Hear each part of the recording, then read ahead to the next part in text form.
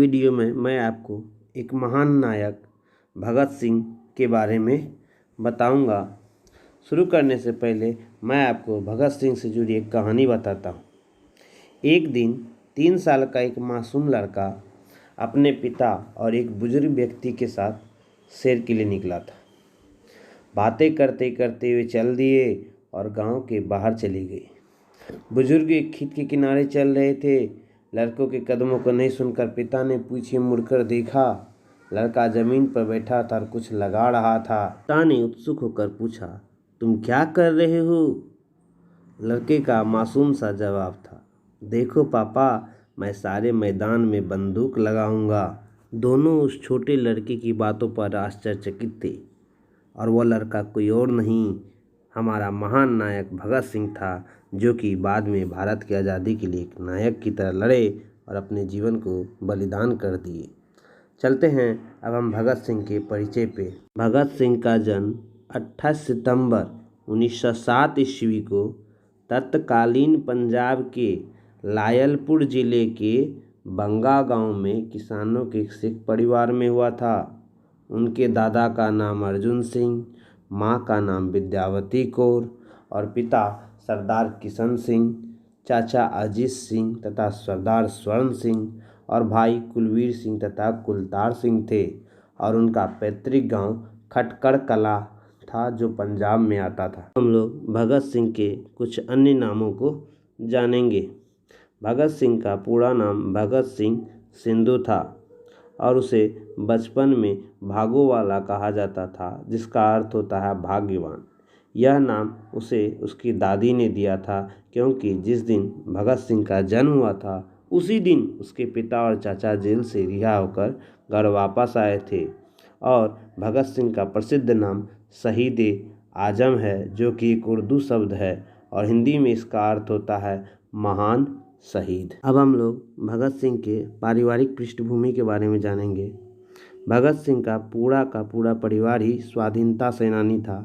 उनके पिता और चाचा अजीत सिंह लाला लाजपत राय के सहयोगी थे। उनके चाचा अजीत सिंह को मांडले जेल में देश निकाला दिया गया था। बाद में विदेशों में जाकर मुक्ति संग्राम का संचालन करने लगे।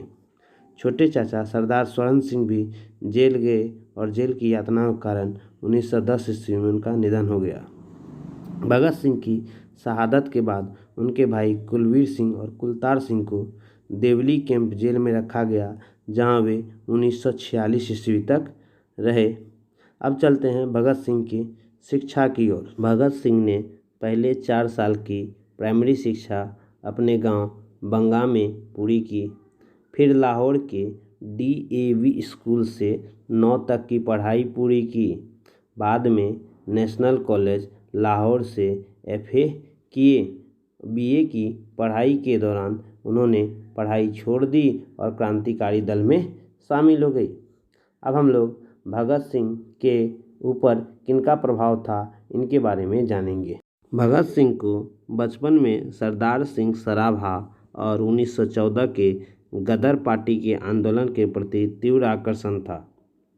सराभा की निर्भीक कुर्बानी का उनके मन पर स्थायी और गहरा असर पड़ा, जिस कारण से भगत सिंह उनकी फ़ोटो अपनी जेब में ही रखते थे। और 16 नवंबर 1915 ईस्वी को सराभा की फांसी के समय भगत सिंह की उम्र मात्र 8 वर्ष थी। अब हम लोग भगत सिंह की क्रांतिकारी गतिविधियों के बारे में पढ़ेंगे।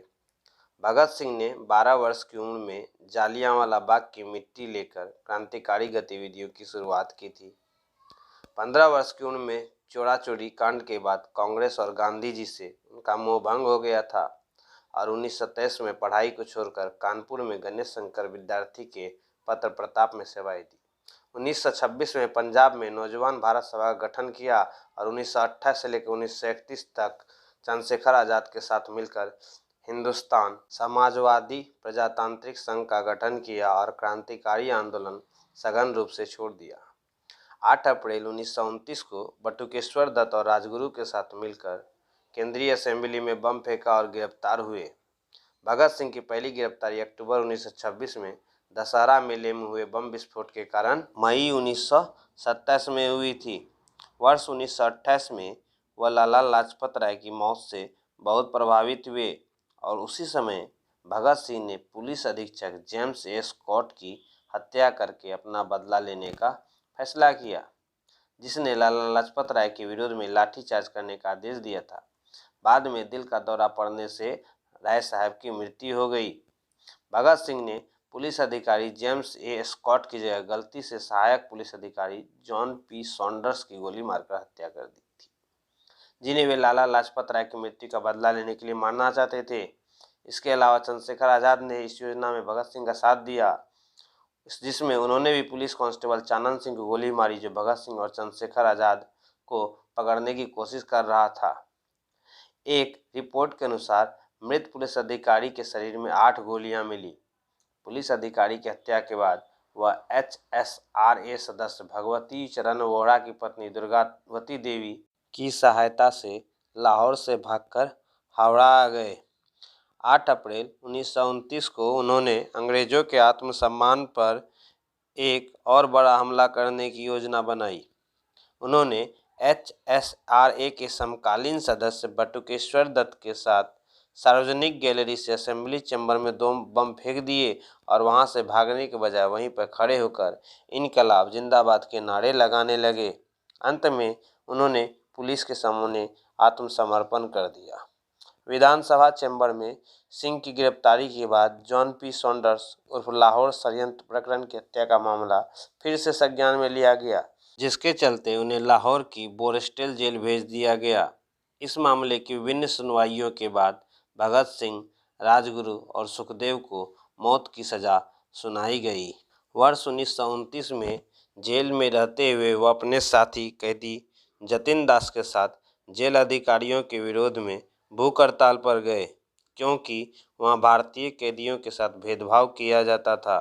एक रिपोर्ट के अनुसार भारतीय कैदियों को खराब भोजन और फटे हुए कपड़े पहनने को दिए जाते थे।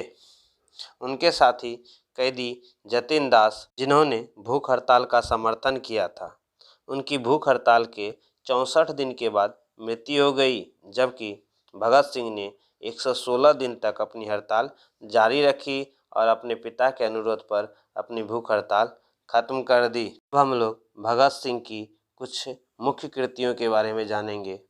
भगत सिंह की मुख्य कृतियाँ निम्नलिखित है। पहला नंबर में आता है पंजाब की भाषा तथा लिपि की समस्या। दूसरा, मैं नास्तिक क्यों हूँ। तीसरा, विद्यार्थी और राजनीति। चौथा, बम का दर्शन। पाँचवा, अछूत समस्या। छठा, विश्व प्रेम। सातवां, युवक। और आठवां, सत्याग्रह और हड़तालें। अगर आपको वीडियो अच्छा लगा हो तो like, comment and subscribe my channel